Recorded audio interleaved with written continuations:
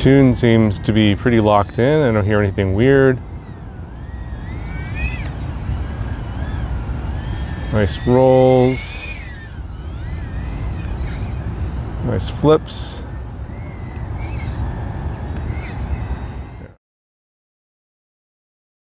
Alright, so we're checking the new NewBeeDrone AcroBee75 BLV5. And so this is the version 5 of the flight controller in there. 75mm whoop. Same cockroach frame as always, unlimited replacements I believe in this one. Basically it's a lifetime warranty on the frame if you're worried about breaking it. And got the Goober Canopy V2 now. For the camera we got a Runcam Nano 4. The same ASI props here, the 40mm ASI props. Now we have a 0804 motor, 14,000 kV in this one, 2S setup here. It's, in terms of the frame and a lot of these parts, are pretty similar to the AcroBee75 that I reviewed several months ago, like 6 months ago. That was obviously designed for the DJI O3 Air units. It was digital, so that flight controller had none of the analog stuff that this one has. So in this particular version 5 of the flight controller, it's got the upgraded G4 processor, 20 amp BlueJay ESCs, and we've got a power switchable video transmitter, 25 milliwatts, 100 milliwatts, and up to 400 milliwatts max. And this does have a special feature that was introduced in the BLV4, the previous version of this board. Basically, if you set the power to max, it has a temperature monitoring feature so that as the temperature increases, to prevent the VTX from burning out, it will reduce the output power, the VTX.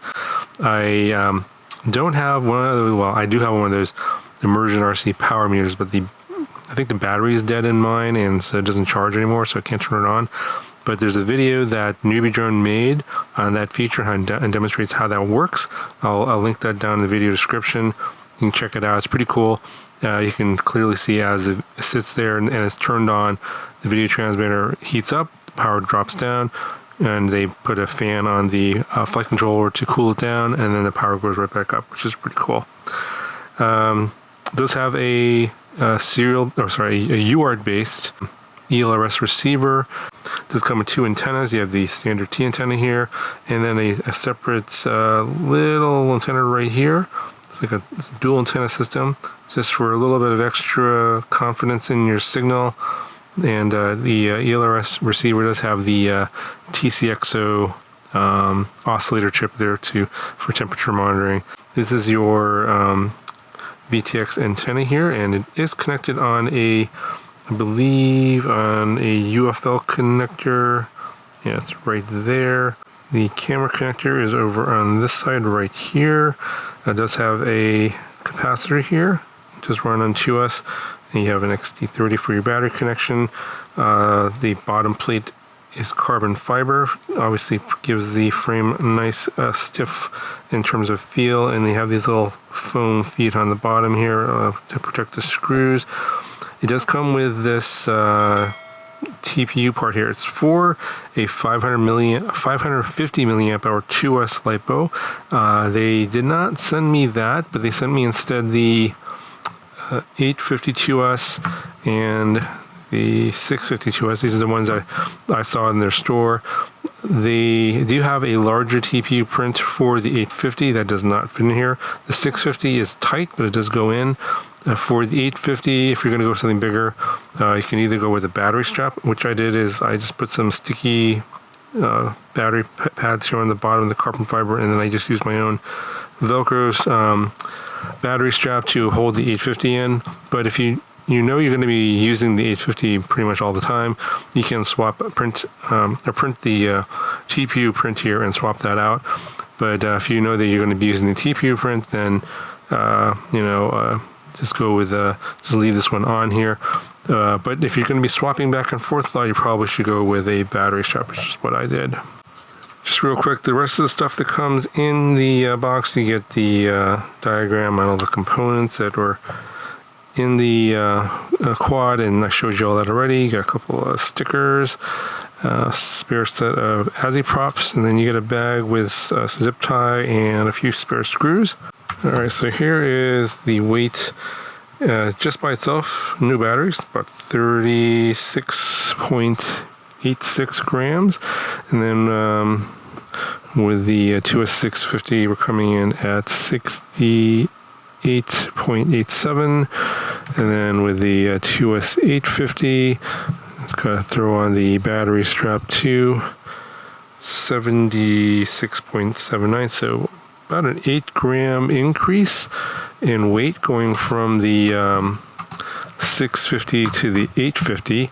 So in terms of flight time, they're advertising, if I can remember this exactly correctly, the 550 was, I think, 6.5 minutes. The 650 was 7.5 minutes, and then the 850 was 9 minutes.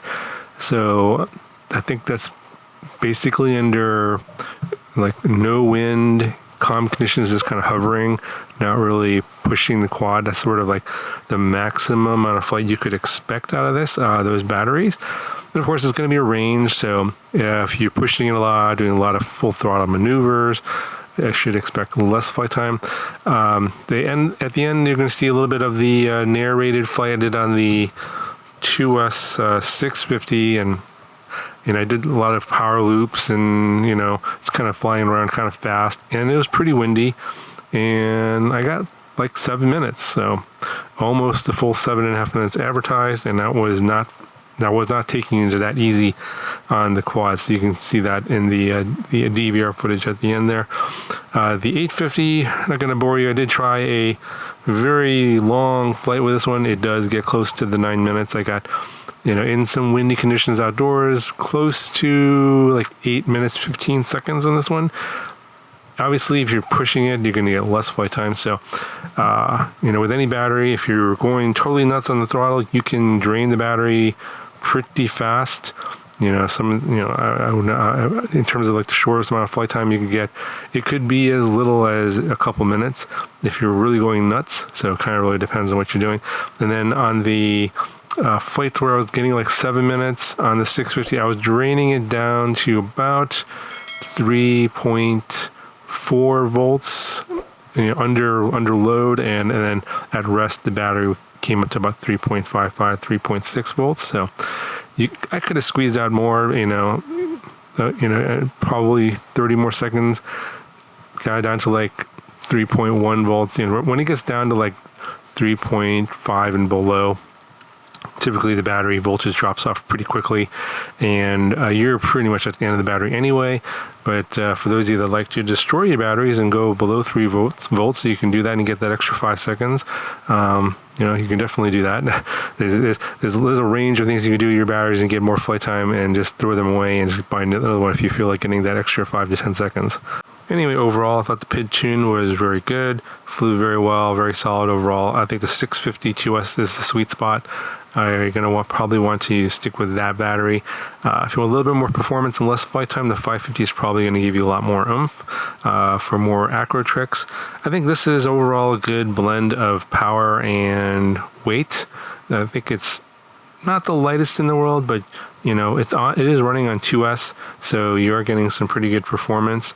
Anyway, I think that's going to cover for this video. I'll show you the narrated flight now. If you got any questions, let me know in the comments section down below, and I'll talk to you guys in the next video.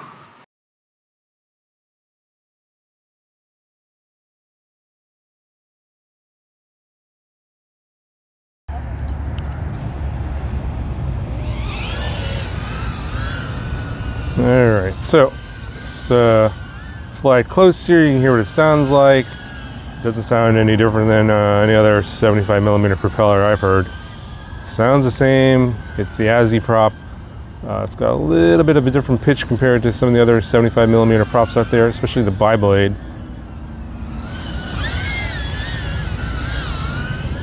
A little bit windy today.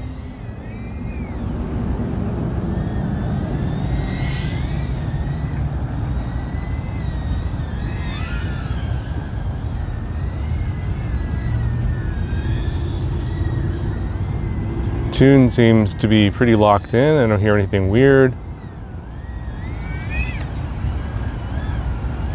Nice rolls.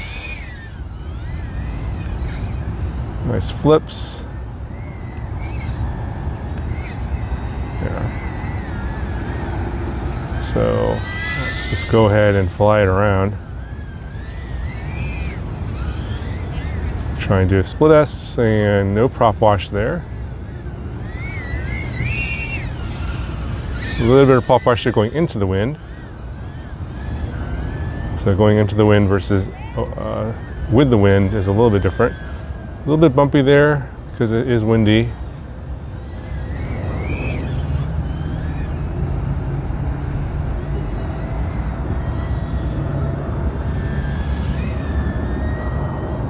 Tune seems to be pretty locked in, no complaints.